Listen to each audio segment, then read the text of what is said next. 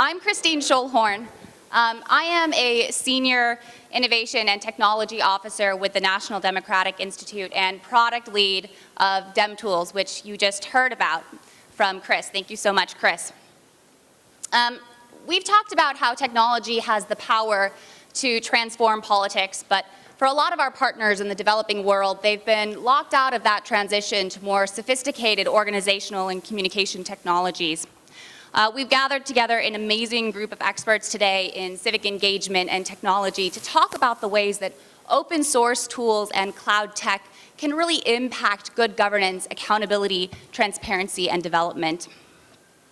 We have with us today Tim Receiver, Director of Peace Tech Exchanges, Andrew Hoppin, President of New Civic, Kat Duffy, Director of Sunlight Labs, Lena Trudeau, Senior Manager of Global Expansion, Amazon Web Services, Seth Andrew, Senior Advisor to the United States Chief Technology Officer, and Colin Delaney, Editor of ePolitics.com.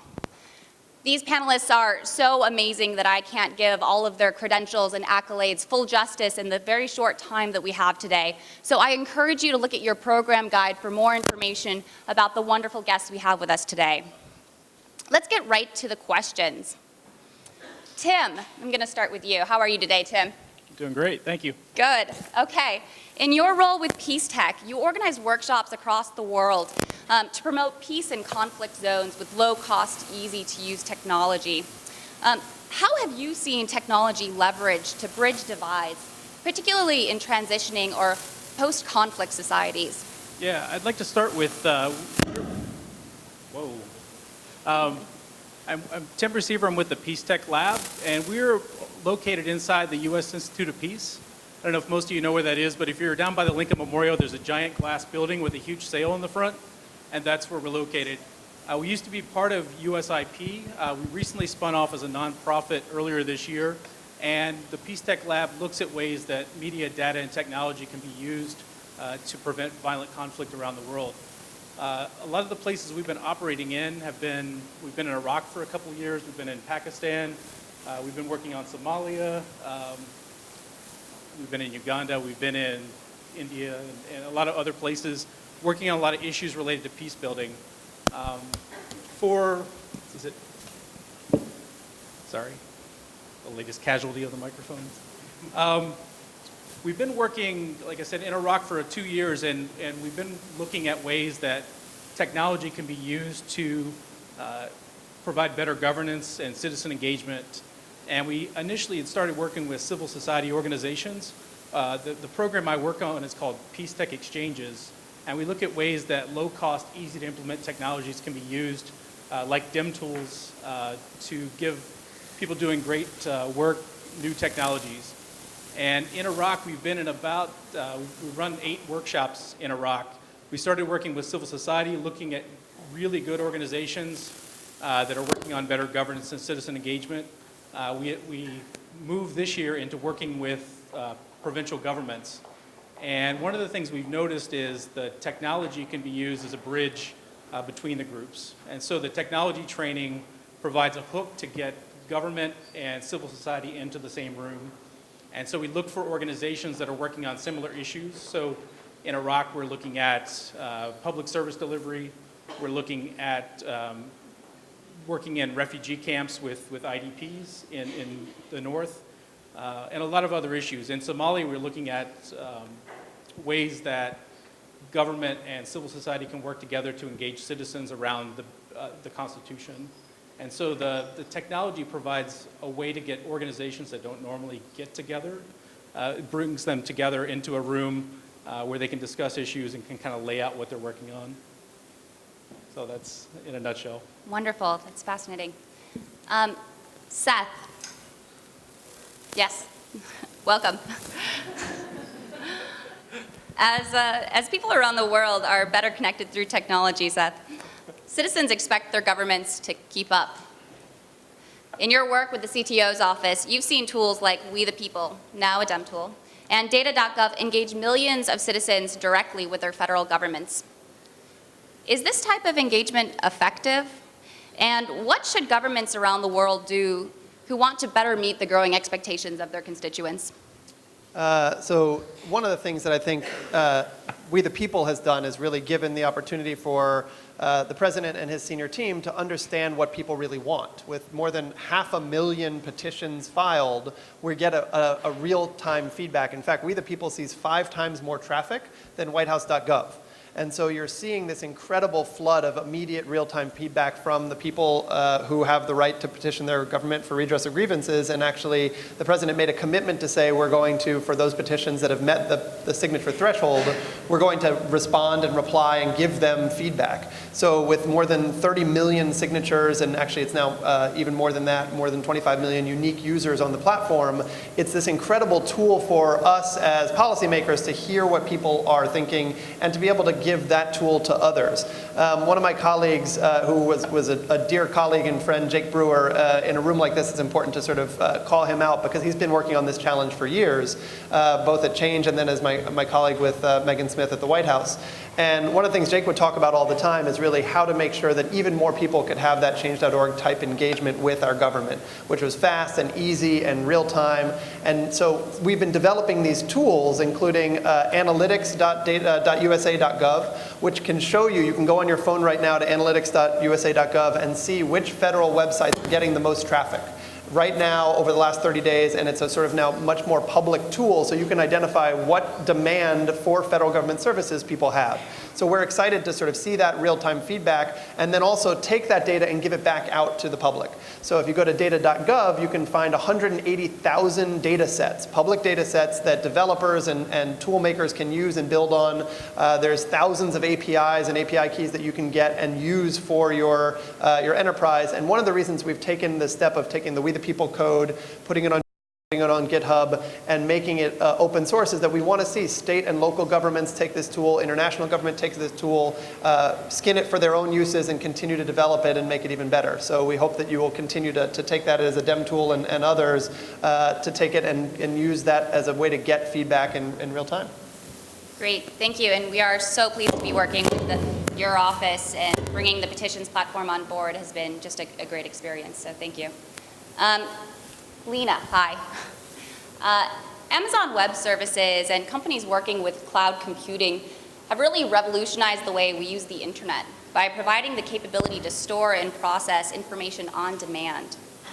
How has the impact of cloud computing reverberated in the developing world and influenced the politics of business and government? Thank you. And let me just start by taking a moment, if I may, and thanking NDI and congratulating you and the entire organization on the launch of DemTools. NDI has been a user of Amazon Web Services for an awfully long time, longer than I've been on board, much longer than I've been on board. And in that time, they've been a great customer and partner, and always a great creative innovator. And so I just really want to add my congratulations to the mix. I think that what you've produced and what this ecosystem of partners has produced, right? It takes a team to do things like this, and there's a real ecosystem that's been engaged around developing these capabilities. And I think that's a wonderful movement. We're very, very pleased to be part of that ecosystem and to be, I guess, somewhat of an enabler as a platform. My role, I think, as Christine alluded to, takes me around the world. And in the work that I do, leading a set of global programs and talking to governments around the world and educational institutions and not-for-profits about Amazon Web Services, I have the real opportunity to talk to a lot of our customers and a lot of our potential customers about what they're trying to accomplish in various places in the world. And I have to say, the combination of cloud, open source, open data, and just the growing ubiquity of access to some of these tools is a really, really powerful force for good in the world. It's lowering the cost of connection to one another, and it's lowering the cost of knowledge. And that, I think, is a really positive development.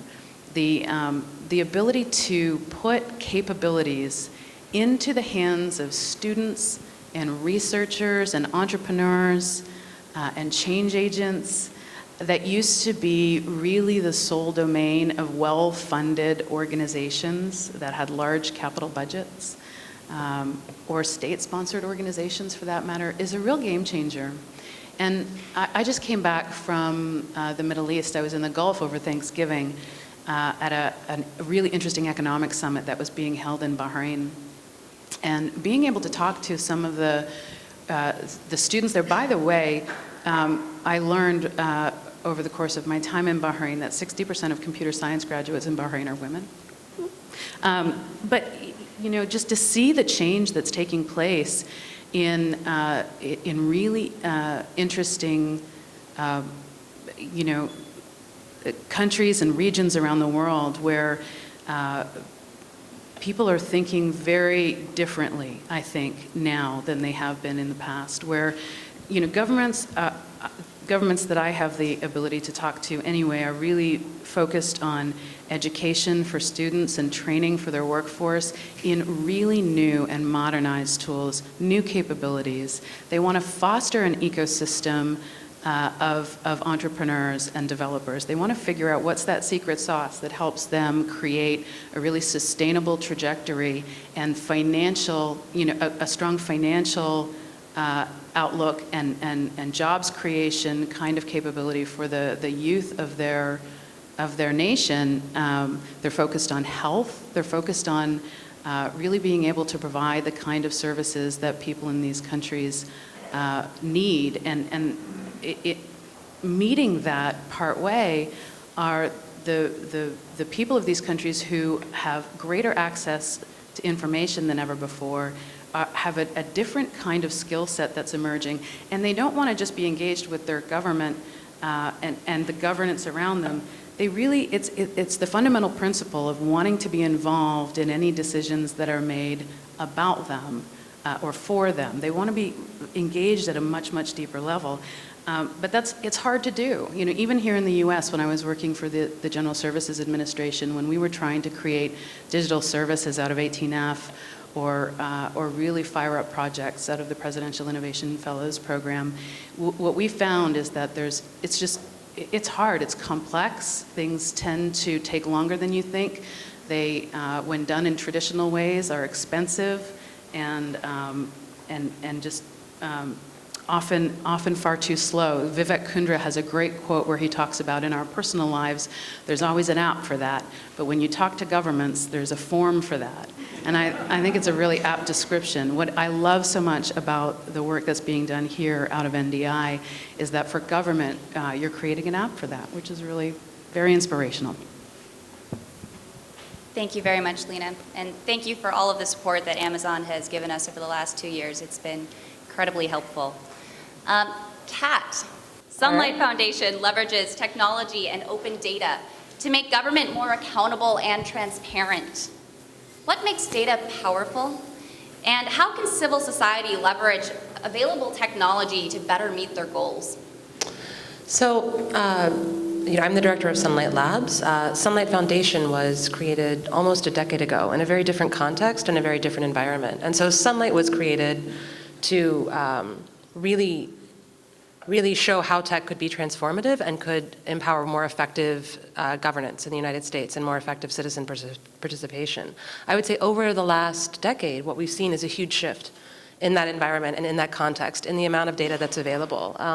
And certainly under this administration too. We've seen a big push towards making more data available.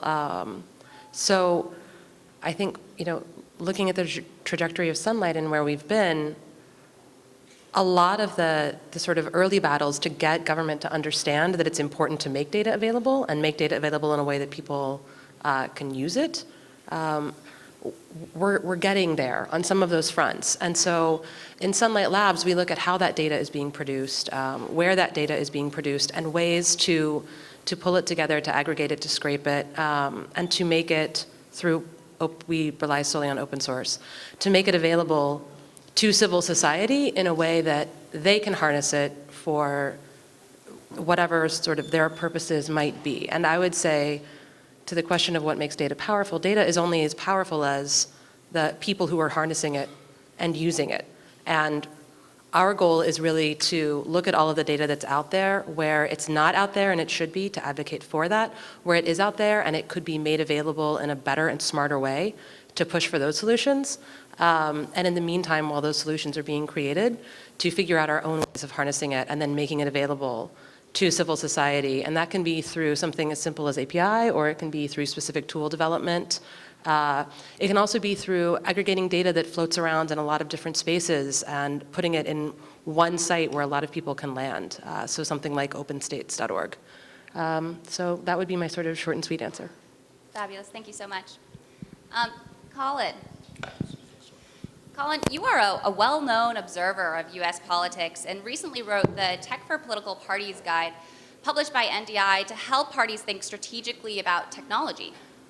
How are digital tools encouraging people to participate actively in the political process who otherwise wouldn't have? And what considerations are necessary to appropriately use technology? Well, I'm over 35, so I'll do my best to address the question. Let's start with the big picture part. I got started in politics in Texas, in the Texas legislature back in the early 90s. And in a place I may point out where politics is considered a contact sport. So you learn a lot fast. But if you think about the kind of information and the kind of citizen access we had back then, if somebody wanted to influence the political process, they could call our office, they could send a letter, they could sign a petition. That was about it. If you wanted information about politics, you got the paper, right? But then that was it. There's nothing until the next day. Maybe evening news had something, but 5 minutes at most. Now we're awash in both information and opportunities to participate. If I want to try to influence public policy or public opinion, I can record a YouTube video. I can post on Facebook. I can get active on Twitter. I can write a blog post. I can write something in the Huffington Post that might get seen by a lot more people. That there are millions of Americans who are actively involved in the political process, either working for candidates or working for causes that 20 years ago simply would not have had the option. And then the information that we're flooded with. Now the downside, of course, to the information is that there's so much coming into us that it has to be mediated in some way. So now algorithms are determining so much of what we're seeing. And the danger is, of course, that we live in what Eli Pariser calls the filter bubble, where we only see things we already agree with. And of course, there's the downside of more citizen involvement. Yes, Twitter and Facebook helped Black Lives Matter spread the word, but it also helps ISIS recruit Westerners to go to Syria. So with every tool, there is also, the potential downside that you also have to take into account. So a line that I use a lot is the tools don't care who uses them, right?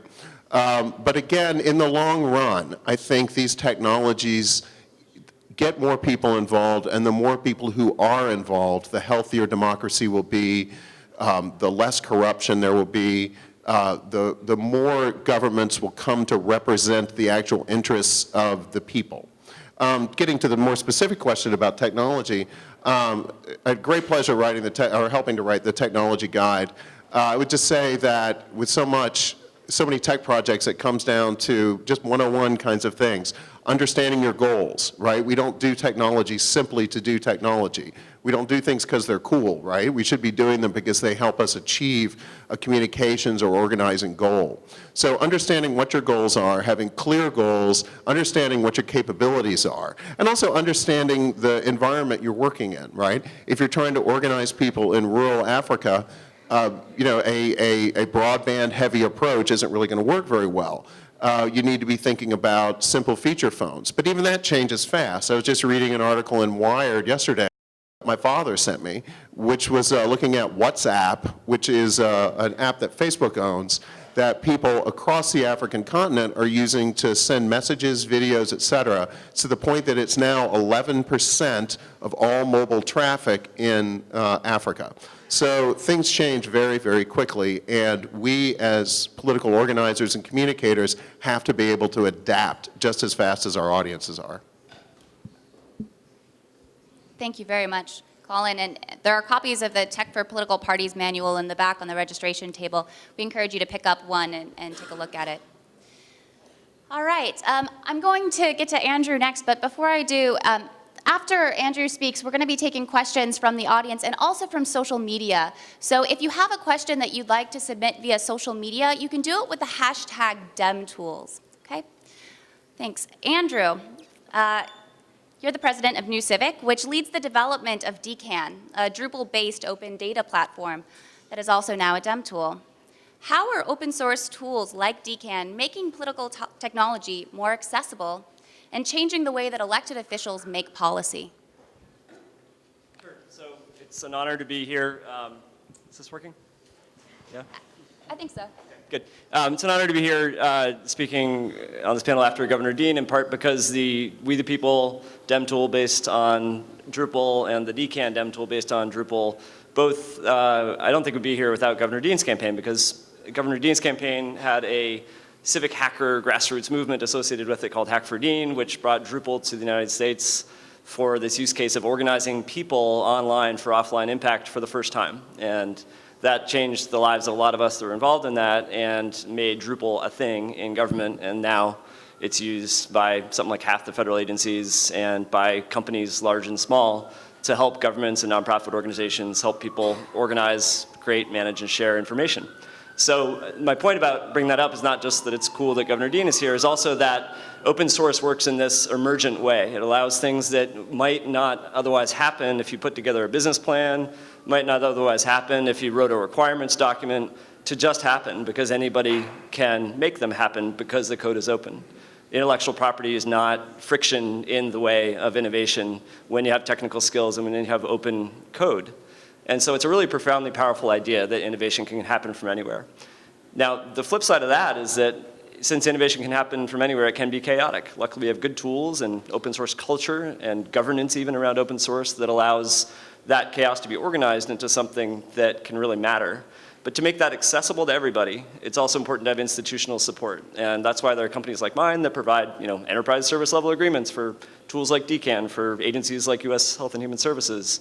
And it's also why it's so cool that NDI is providing institutional support and really a software as a service version of these DemTools for organizations, civil society, and even countries that might not otherwise be able to or not want to be self-reliant with these open source tools. So I think it's really cool that we're in an era where you can build big businesses around open source, and also that you don't need to pay anybody anything for their intellectual property in order to implement your good idea if you have technical skills. Great, thank you so much, Andrew. And thank you for all of your collaboration today with getting DCAN built as a DemTool as well. We are excited to bring it on board. Okay, I have a couple of questions here from the audience. Everyone loves open source, but open standards are actually more important, especially for democratic institutions. Can you explain why? And to that point, can we maybe touch on how we can move forward towards better open standards and why that impacts democratic institutions? Who would like to take this? So I can try. Great, thanks. Open standards are obviously key in the open data world, and US has led in many respects the creation of an open data standard, US Project Open Data, which is based on an international open data standard called DCAT, which is promulgated by the W3C organization. So lots of standards around open data, and why that matters is because you have a wide variety of tools that are managing and sharing this data, DCAN and many other good ones. You also have a wide variety of organizations that call data different things.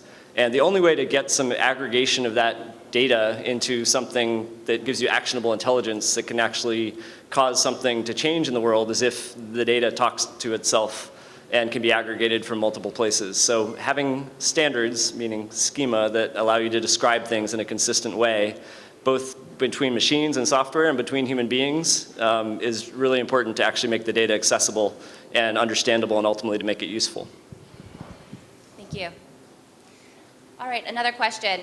How have Snowden's revelations about US intelligence activities affected the willingness of partners to use US-hosted apps for political organizing?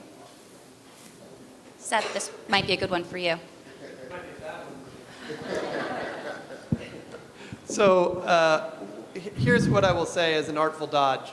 One of the things that I think that the president and Megan Smith, our United States Chief Technology Officer, believe is that one of the challenges we face in government is that there haven't been enough people with technological capacity and knowledge in government, and that we've had the wrong people at the table very often making policy. And what very often has happened is you get people around the table who are policymakers and policy thinkers, but they leave out the technologists. They leave out the people that actually know how to build these tools and what the tool building is, and then they outsource it to a contractor or a vendor eventually, right? And so that model, which has been used historically by government to sort of contract out the technology, means that a lot of the central decisions aren't made with what Megan calls TQ. So we all know, we have lots of people in government with IQ, we have some people in government with EQ, we don't have anywhere near enough people in government with TQ, with technology capacity. And so that's why the president created the Chief Technology Office, why after healthcare.gov in particular, the Presidential Innovation Fellows demonstrated the power of having technologists at the table building tools and being part of the process. That led to 18F, which Lena mentioned. There's the United States Digital Service now, and so we've created in the past 7 years lots of on-ramps for people to help to be in government to make better tools. And so although I can't say that that's what's going to prevent a Snowden leak or do any of the things that are sort of out of my depth and not in my immediate lane, I will say that what we are looking for is more technologists to join the work of federal government to design better tools, to make them open source that are safer and more secure so that more people have access to them. Thank you. Okay. There are a lot of countries with repressive regimes where activists can be imprisoned, even for their retweets, shares, likes, comments on Facebook. The question is, how is using DemTools, how can it be safe for people to use? But maybe we could even broaden it to, how can these individuals engage safely in the digital space?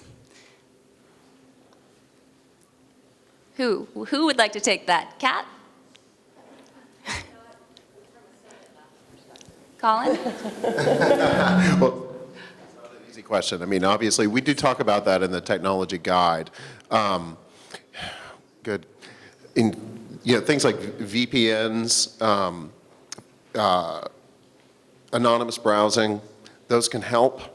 At some level, though, somebody's going to eventually crack into it. You think about, the Iranian regime posting videos of protests from 2010 online to try to crowdsource the identification of activists, that kind of thing.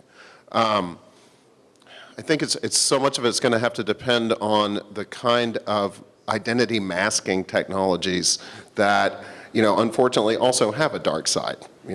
That it's not just going to be people that we like who are going to use them.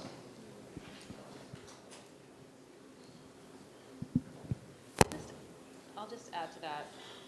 Is it on? Thanks. I'll just add to that briefly. From a higher level perspective, I think when we look at the advances of technology in the world today, it's not stopping, it's not slowing down, it's only accelerating. And so we can choose not to use the tools if we'd like, but then we're doing that at our own peril. Talking about TQ the way that Seth did, which I really appreciate that notion of IQ, EQ, and TQ. It makes a lot of sense. If we decide not to leverage those tools and build those capabilities and continue to build that muscle in using tools like the ones that NDI and this group of partners has helped develop, then really we're kind of ceding the technology space to people who might have more nefarious means. And so I think we use them. I think we use them more. I think we figure out faster than anyone else how to use them for good.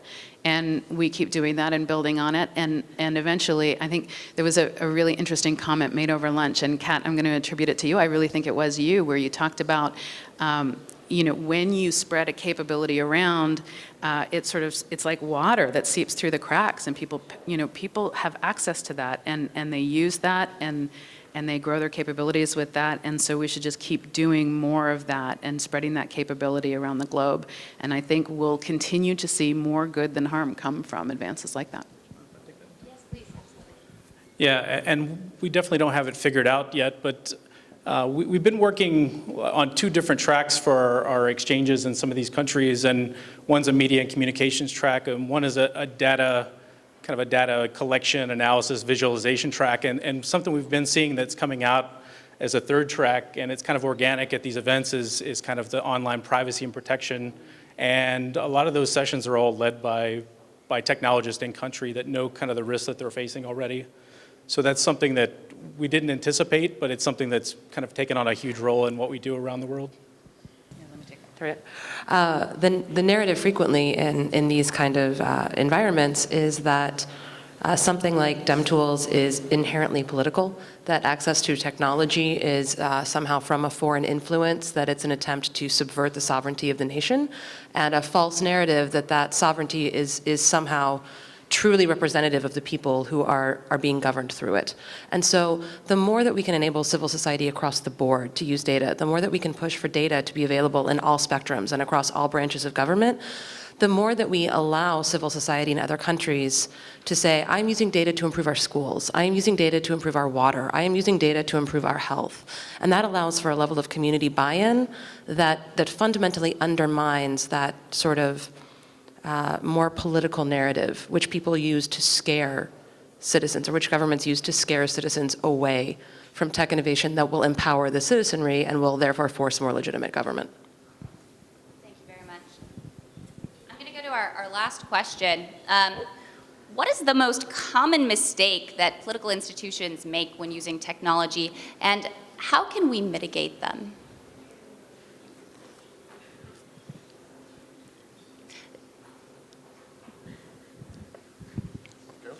I'll dive in first again. I like being the victim. I mean, there are a lot of mistakes that people can make. I think, perhaps the biggest one, and we can look to the Obama 2008 and 2012 campaigns as counterexamples, right, is the biggest mistake, I think, is to treat technology in isolation from what an organization does. That technology isn't something that you glue onto the side, right? If you're using email, for instance, within your office, it's just a part of working in your office, right? That if you look at successful campaigns that have used technology successfully, they're creating, say, a grassroots tool set that then every organizer is using on the ground. It's not something that they build and then kind of sits there like a pretty shiny little box. That they're thinking very carefully about their operational needs and how can tech make things possible that weren't possible before, or make things easier or cheaper, or whatever it is, help you do your job better. That, again, we don't think of the technology as just, here's this pretty thing that we're going to build. Fabulous. Anyone else? Sure. I'll just add a couple quick things because I think we've both made some of those mistakes as a federal government and also learned from them. So the first I said is TQ, which is having technology talent at the policy-making table, at the decision-making table, not just as the afterthought and the outsourced group. The second is thinking about things through a portal lens as opposed to a distributed or crowd-based lens. So a real quick example is that the Department of Education, where I worked before being in the White House, wanted to launch a college scorecard using data from the IRS and data from the Department of Education. And initially, the department sort of built a scorecard and they built a website, and we were going to send people to this portal to get the data. And it didn't get out of the box for a couple of different reasons, a couple different times. And instead, we brought in somebody from the U.S. Digital Service, Lisa Golobder, who used to run BET's computer work and help build Hulu, and she's an amazing technologist. And she said, instead of building a portal, let's go to developers. Let's find civil society developers who want this data to use this data. Let's create the API. Let's create early access to that data for them and have them build tools using the data. And as a result, they drove these 12 incredible new products to the site to have more than 1 million unique users in the first month, which is way more than would have projected if we'd ever had a portal built successfully in the first place. So bringing a distributed approach and an open approach as opposed to a portal approach for government. And the third thing, and it's important on this panel and in this room, is to say that one of the biggest mistakes we make is around inclusion and diversity. We are not, as a tech sector, we are not in this space anywhere near inclusive enough or representative enough of America. And we all have to redouble our efforts to expand the voices that are at that table, not just in terms of TQ, but in terms of background, socioeconomic status, background in terms of every element of diversity, because very often we're missing those voices, and they make products better, they make technology better, they make government better when we have more of those voices at the table. Great, thank you so much. I want to really warmly thank all of my panelists here. This was such a special event. I know that I really learned a lot, and I thank you to each one of you individually for coming today. Everyone in the audience who attended should have a USB stick with a little tag on the back, and that's going to tell you how you can register to get your own free Civi Dem tool. I think we originally had about 200 people in the audience here, so it's just a small example of how when you're using the power of the cloud, you can scale really quickly at pretty marginal costs. And so we're really excited for everyone to sign up and get your own and use it. Thank you so much, everyone, for joining us today. A special shout out and thank you to the people who are joining us via live stream. I heard we had over 100 people joining us, so quite a large crowd. We really look forward to continuing to collaborate with so many of the individuals here today. And we ask that you don't be shy, reach out to us, get in touch with us, and let us know how you'd like to be involved as we go forward with this project. This is going to be the formal close of our program, but we're going to have a dessert reception with informal talks in this glass room over here to your left. And we'll also continue the demos in the back of the hall, so do check those out. Thank you again, everyone, and have a great day.